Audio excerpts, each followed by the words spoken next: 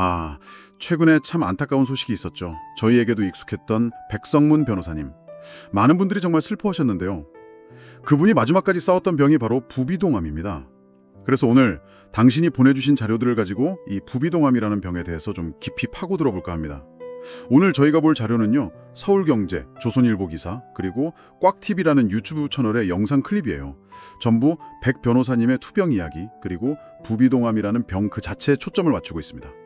자, 그럼 이 자료들 보면서 부비동암의 핵심 정보들, 그리고 이게 왜 발견하기 어려운지, 또 백성문 변호사님의 이야기가 우리에게 주는 의미는 뭔지 한번 자세히 살펴보겠습니다. 당신이 이 병에 대해 꼭 알아야 할 점들 저희가 명확하게 짚어드릴게요. 먼저 고 백성문 변호사님에 대해서 잠깐 이야기하고 넘어가죠. 여러 시사 프로그램에서 봤잖아요. 아주 명쾌하게 설명해 주시던 형사 전문 변호사셨죠. 뭐 MBN 뉴스파이터나 JTBC 사건반장 같은 데서요. 네, 맞아요. 법률 지식을 참 쉽게 그렇게 전달해 주시는 분이었죠. 그리고 아내분이 YTN 김선영 아나운서시고요. 2019년에 결혼하셨죠. 근데 안타깝게도 작년 여름에 그 부비동암이라는 좀 희귀한 암 진단을 받으셨어요. 그리고 한 1년 정도 정말 힘든 투병 생활을 하셨습니다. 수술, 항암, 방사선 치료까지 정말 힘든 싸움이었을 겁니다. 네, 자료들을 보면 그 과정이 어땠는지, 또 얼마나 강한 의지로 버티셨는지 좀 엿볼 수 있더라고요. 김선영 아나운서가 전한 이야기를 보면 그 극심한 고통 속에서도 아내를 먼저 챙기셨다고 하고, 또 항암 치료 때문에 한쪽 눈 시력을 완전히 잃으셨는데도 방송 복귀를 계속 생각하시면서 운동도 멈추지 않으셨다고 해요. 그렇습니다. 그 눈이 안 보이게 된 상황에서도요, 다시 방송에 서겠다, 이런 의지를 불태우셨다는 점, 또 병상에서도 맨발 걷기 운동을 하셨다는 거, 이게 참 삶에 대한 열정, 의지를 보여주는 거죠. 김 아나운서가 전한 마지막 순간 이야기나 10주년 기념으로 파리 다시 가자, 그 약속 못 지켰다는 사연들, 많은 분들이 참 마음 아파했죠. 이런 개인적인 이야기들이 부비동암이라는 병의 무게를 더 실감하게 하는 것 같아요. 네, 정말 그 용기와 의지의 경의를 표합니다. 자, 그럼 이제 그분이 싸우셨던 부비동암, 이게 정확히 어떤 병인지 한번 본격적으로 들여다보죠. 서울경제 기사에 인용된 서울대병원 정보를 보면요, 코 안쪽 빈 공간, 비강이라고 하죠. 그 주변에 동굴 같은 공간들이 여러 개 있는데 이게 부비동이고, 여기에 생기는 악성종양, 이렇게 정의되어 있네요. 네, 그 부비동이라는 게 우리 얼굴뼈 안쪽에 이렇게 숨어있는 공간들이에요. 꽉TV 영상에서는 이걸 아주 간결하게 표현했더라고요. 얼굴뼈 안쪽 코 속 깊은 곳에 생기는 악성종양, 딱 이렇게요. 이게 얼마나 드문 병이냐면 전체 암 발생 중에 1%도 안 돼요. 그리고 머리랑 목 쪽에 생기는 암, 그러니까 두경부암 중에서도 한 3%에서 5% 정도, 그 정도로 희귀합니다. 와, 1% 미만, 두경부암 중에서도 5% 미만, 정말 드문 암이군요. 근데 이 암의 진짜 문제는 그 위치에 있는 것 같아요. 바로 그 점입니다. 그게 핵심이에요. 이 부비동이라는 공간 자체가 코 안쪽 깊숙이 있기도 하고, 또 주변에 보면 눈, 뇌, 이런 아주 중요하고 민감한 기관들하고 바로 붙어 있어요. 그래서 암이 조금만 커지거나 옆으로 퍼지면 이게 심각한 합병증을 일으킬 수 있고, 수술 자체도 굉장히 복잡하고 위험해지는 거죠. 그 위치가 모든 걸 좀 까다롭게 만드는 겁니다. 아, 위치 때문에 수술도 어렵고 주변의 중요한 기관들을 위협할 수 있다. 그렇군요. 그런데 이 병이 더 무서운 게 조기 진단이 엄청 어렵다고요? 이게 진짜 함정 같은데요? 그렇습니다. 바로 초기 증상 때문인데요. 사료경제 기사에서도 정확히 짚었듯이 코막힘, 콧물, 코피, 그리고 냄새 잘 못 맡는 거, 후각 감퇴, 이런 증상들이 나타난대요. 근데 이제 어떻습니까? 그냥 흔한 비염, 축농증, 그러니까 부비동염 증상이랑 너무 비슷해요. 정말 그러네요. 뭐 코 좀 막히고 콧물 난다고 혹시 암인가? 이렇게 바로 걱정하는 사람은 거의 없을 테니까요. 대부분 뭐 감기인가 비염인가 하고 넘어가기 쉽죠. 바로 그 점 때문에 많은 환자분들이 암이 상당히 진행된 다음에야, 그러니까 병기가 꽤 지난 상태에서 발견되는 경우가 많다고 해요. 치료의 골든타임을 놓치기 쉬운 거죠. 그럼 여기서 중요한 질문이 생기네요.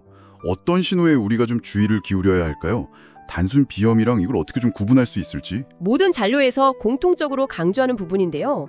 만약에 특별한 이유 없이 한쪽 코가 계속 막힌다거나, 아니면 피가 섞인 콧물이 반복적으로 나온다거나, 코피가 좀 잦다거나, 얼굴 특정 부위에 통증이나 감각 이상이 느껴진다, 그러면 그냥 흔한 증상이겠거니 하고 넘기면 안 된다는 겁니다. 특히 이런 증상이 몇 주 이상 계속된다면 반드시 이비인후과 가셔서 코내시경 검사를 받아보시는 게 좋습니다. 조기 발견, 이게 치료 성공 회복률을 높이는 가장 확실한 길이니까요. 지속성, 반복성, 그리고 좀 일반적이지 않은 양상, 예를 들어 피 섞인 콧물 같은 거, 이럴 땐 경각심을 가져야 한다. 네, 알겠습니다.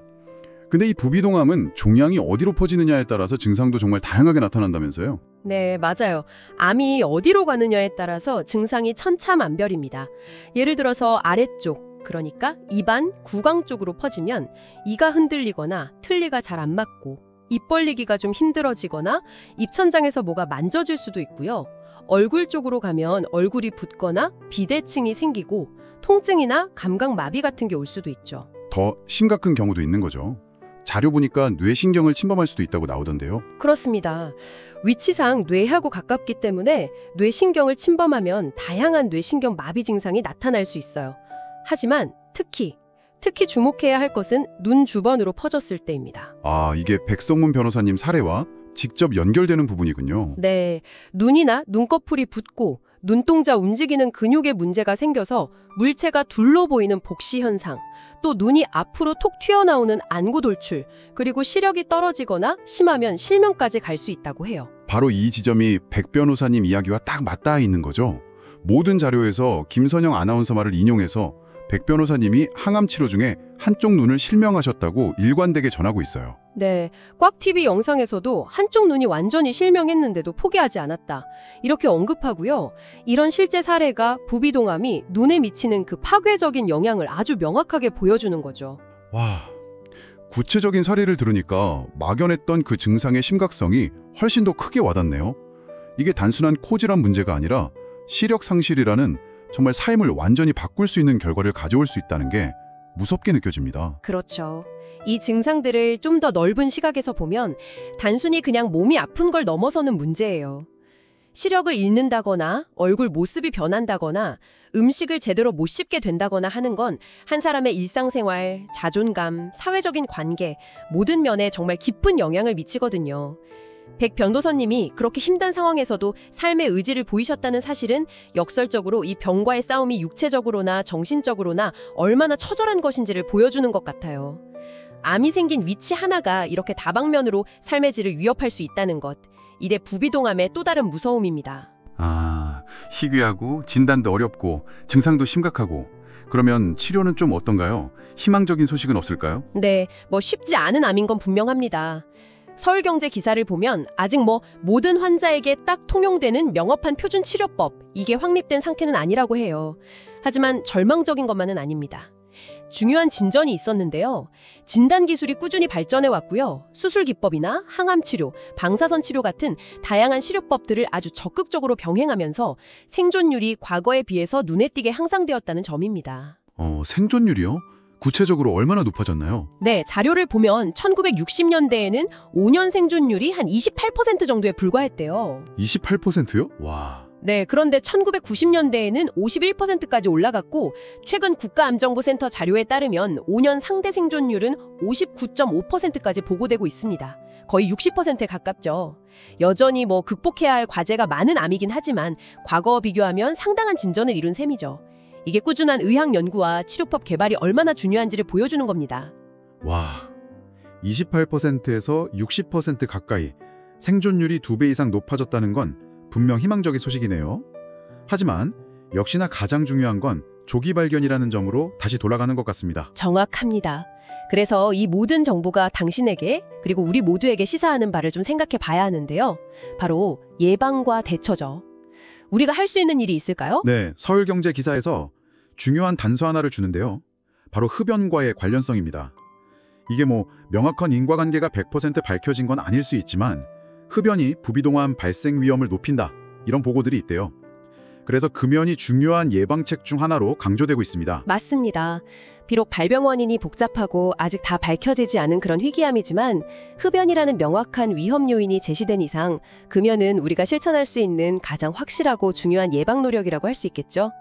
종합해보면 금연을 실천하고 또 앞서 이야기 나눈 것처럼 이유 없이 계속되는 코막힘, 피 섞인 콧물, 코피, 안면 통증 이런 증상들을 절대 가볍게 여기지 말고 제때 전문가를 찾는 것. 이것이 현재로서는 부비동암에 맞서는 최선의 전략이라고 할 수 있겠습니다. 오늘 저희는 백성문 변호사님의 안타까운 이야기를 계기로 희귀암인 부비동암에 대해 좀 깊이 있게 살펴봤습니다. 코 주변 깊숙한 곳에 생겨서 초기 증상이 비염과 비슷해 놓치기 쉽고 또 눈이나 뇌 같은 중요 기관으로 퍼질 경우 치명적일 수 있다는 점 꼭 기억해야겠습니다. 네, 동시에 의학의 발전으로 생존율이 꾸준히 향상되고 있다는 희망적인 측면도 있었고요. 그리고 금연 같은 예방 노력, 또 지속되는 의심 증상에 대한 경각심과 빠른 대처, 이것이 중요하다는 점도 다시 한번 강조하고 싶습니다. 백 변호사님의 이야기는 이 병의 어떤 의학적인 정보뿐만 아니라 한 인간이 겪는 고통과 절망, 그리고 그 속에서도 피어나는 그 강인한 삶의 의지, 이런 것들을 느끼게 해주었습니다. 네, 오늘 이 시간을 통해서 부비동암처럼 잘 알려지지 않고 진단도 까다로운 질병 앞에서 개인이 느끼는 그 막막함, 그리고 정확한 정보와 조기 진단이 얼마나 중요한지를 다시 한번 깨닫게 되는 것 같습니다.